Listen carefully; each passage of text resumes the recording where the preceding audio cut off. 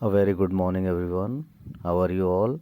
Hope you all are keeping well and utilizing your time wisely in studies. Students, as we know that we have already covered up the first part of the chapter Mother's Day in our previous video lecture. In today's video class, we shall study that what happens in the next part. So let's get started. But first, student, let's very quickly recapitulate what has happened so far in the play. Student, as we know that Mother's Day is a humorous play, and it is centered around the status of the mother in the family. So, student, the family consists of Mrs. Annie Pearson, George Pearson, her husband, their daughter Doris Pearson, and son Cyril Pearson. And students, Mrs. Fitzgerald is a neighbor and friend of Mrs. Pearson. Student, the play opens in the living room of the Pearsons. Mrs. Pearson and Mrs. Fitzgerald are playing cards. Student, Mrs. Fitzgerald is a bold lady and also a fortune teller. While talking to Mrs. Pearson, Mrs. Fitzgerald comes to know that her husband and her children do not treat her well. So, student Mrs. Fitzgerald asks Mrs. Pearson to be the boss of the family, to be the boss of her family and not allow herself to be treated like dirt. Student Mrs. Fitzgerald actually has spent n- nearly 12 years in the East. Right, so she had learned some magical powers of exchanging personalities. So, student, she can exchange her personality with that of Mrs. Pearson and set the members of the Pearson family right. Means she can teach a proper lesson to them, to the family members of Mrs. Pearson family. So, students, after a lot of hesitation, Mrs. Pearson agreed to do so. But as soon as Mrs. Pearson agrees to Mrs. Fitzgerald's suggestion, Mrs. Fitzgerald mutters some magical words, and soon after their personalities are exchanged. Student, now Mrs. Pearson is bold and dominating, and so Mrs. Fitzgerald too. So now, student, let us begin this part. Now, student, what happens is that now Mrs. Pearson, in her new incarnation, smokes a cigarette and lays out the card for a game on the table.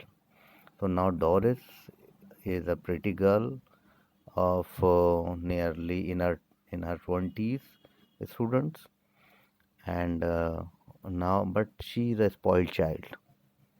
She comes into the room, or rather she bursts into the room, and she demands two things from her mother: the ironing of the yellow silk, number one, and number two, students, a cup of tea.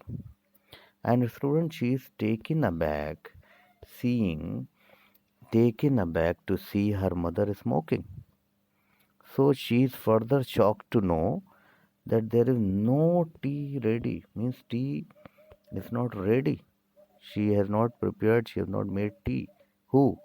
Mrs. Pearson, which generally she does. She prepares tea for the family members, but today she has not made the tea for anyone. So she is in a hurry. Who? Doris is in a hurry to go out with her boyfriend, Charlie Spence. Right? Right. And she condemns the yellow silken dress. So she calls Charlie. Who condemns the yellow silken dress? Mrs. Pearson says that your yellow silk dress does not look good. And moreover, she makes a comment on Charlie Spence also. Students, she calls Charlie Spence, who is the boyfriend of uh, Doris Pearson, the half-witted. She calls him, Mrs. Pearson calls him a person having buck teeth, and he is half-witted. So, just listening to this thing, this is the picture image of a person having buck teeth, right? So Doris, after listening to this, you know becomes very sad, and she is almost in the tears, and she runs out listening to all these things, right? And after a moment, what happened? There comes Cyril. Cyril comes in the house now. Cyril is the son. He comes, and he also demands the same thing. Means he also demands tea from his mother.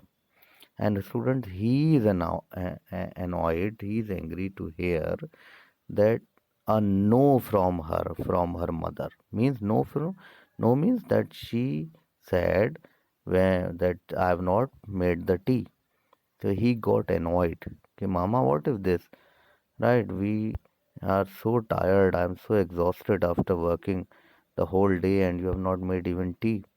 So he also learns to his dismay that even his clothes also have neither been laid out nor mended.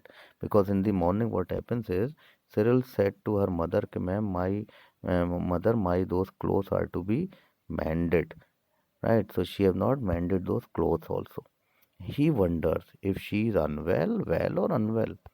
He also wondered why she should refuse to serve him, to talk to him so harshly. So his mother explains that she too needs a weekly change from her routine. She said, you people only need change. I also need change from my daily routine. I also from morning to till night keep working.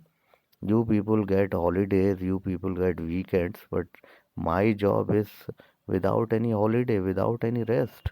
And apart from that, my job is quite a thankless job. So now what happens is now Doris again enters because earlier what happened was she left the room weeping. Now student, she is now wearing a wrap. The mother tells her that she looks terrible, that you are looking terrible. Instead of praising her, Mrs. Pearson is telling her, Mrs. Pearson actually is Mrs. Fitzgerald is telling her that she is looking terrible. Doris blames her for making her cry. Then the mother expresses her desire to drink stout. She said, I also want to drink stout. Both the brother and the sister start talking in whisper. Doris tells Cyril that mother had been smoking and playing cards when she came. She's altogether changed. Perhaps, perhaps she has hit her head and become barmy. So both of them were discussing this thing, and both of them were waiting for their father to come, right? And the mother scolds them for their silly, silly laughter, silly loud laughing. Right? The children are again tearful, and they want to know, they wish to know why the mother is so very harsh with them. She replies that she too won't work for more than 8 hours a day. She said, I also will not do work for more than 8 hours a day. She too needs what? A change. And then, student, she thinks she is old enough to look after herself. She thinks now she can look after herself. She also needs change. Student, she feels offended when Doris inquires if she had hit herself with something. So she wants them to behave properly. Now, what happens, students? George Pearson, who is the husband of Mrs. Pearson and the boss of the family, enters there, right? Enters home, and he is about student 50, and he is quite heavy, quite pompous. When he enters, he notices tears in Doris' eyes only. He found, and he first wants to know why Doris is sobbing, right? And then what happened? He starts inquiring about her sobbing, her weeping. So up to this part, student, we will study, right? We will cover up the story in the next part. Thank you, class.